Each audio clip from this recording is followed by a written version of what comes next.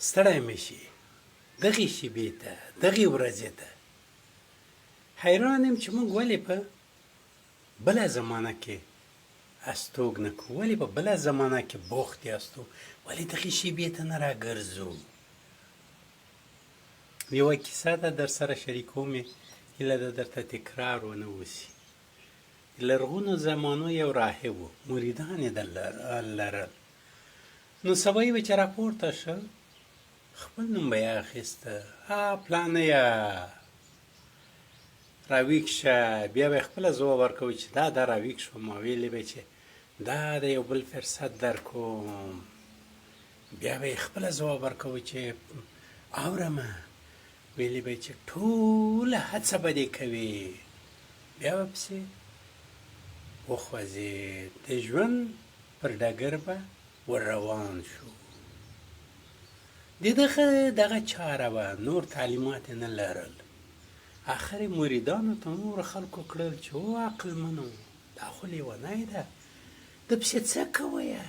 دغه دوه کلمې درته تکراروي. ډېری مریدان یې ورڅخه ولاړل، یوازې یو څو ورسره پاتې شول. خو د ده هره ورځ هر سبا دغه چغه وایي چې پلانیه راپاڅېږه، دغه د یوازینۍ ورځ ده، ټوله هڅه به کوي. د څه غوښتل؟ ده غوښتل چې د حال په زمان کې استوګن شي، ځکه چې د حال زمان خدایي زمان ده. ځان ته وایم ولې موږ دلته ناست او لرې محیطونه او جغرافیو د ژوند او فضا ارمان کوو. دغه عزیزان دلته چې اروپا او امریکا کې ناست دي، بس عکسونه کېږدي، ورسره د خپل زړه دردونه لیکه کړي چې کلی دی وایي، د علي غاړه دی وایي، یو جم شړومبې دی وایي، او شمال دی وایي. خو هغه عزیز، هغه دردمن ورور او دردمنه خور چې په سپیرو ډاګو کلیو بانډو کې دي او په خوارۍ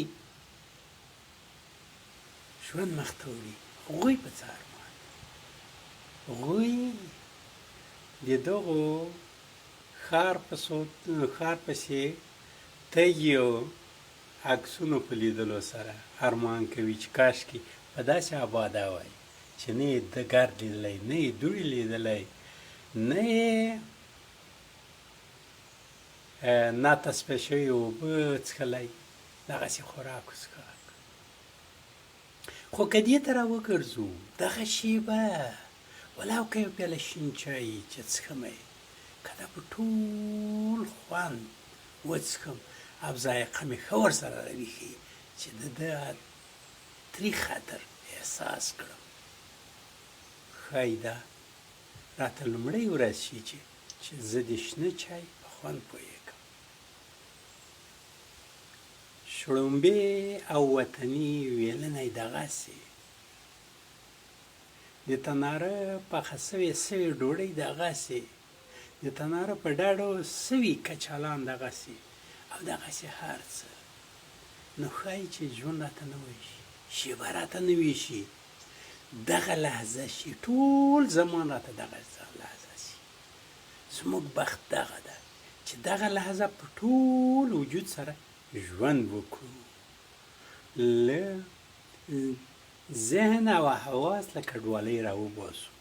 دغه شېبه هر چیرې چې یاستو په ټولو حواسو متمرکز شو. دا ښایي ما ته د هوا خوند راوپېژني، پوره غوږ نیول ښایي ما ته د غږ عطر راوپېژني، حتی د شمال د غږ عطر راوپېژني، او په ټول زړه یوه ساده کلمه، یو ساده جان قربان ویل شاید زما په خپل ذهن کې ډېره عجیبه موزیکاله کړنګا جوړه کړي. یو چا ته لاس ورکول، غېږه ورکول، پوښتنه کول، دغه ټول که په ټول زړه وشي، ښایي د ژوند نوې تجربه ترلاسه شي، داسې تجربه چې ټول ژوند ما نه وه تجربه کړې. نو ستړي مه شئ، دغې شېبې ته، دغه ځای ته او خپل نوي بخت ته، هغه بخت چې په خپل فکر او په خپل عمل به ثمر ته رسوئ. تاسو یو باغوان یاست، د خپل بخت باغ به ثمر ته رسوئ. څه عظیم کار، څه لوی کار. او دا به څنګه کوئ؟ د خدای په زور.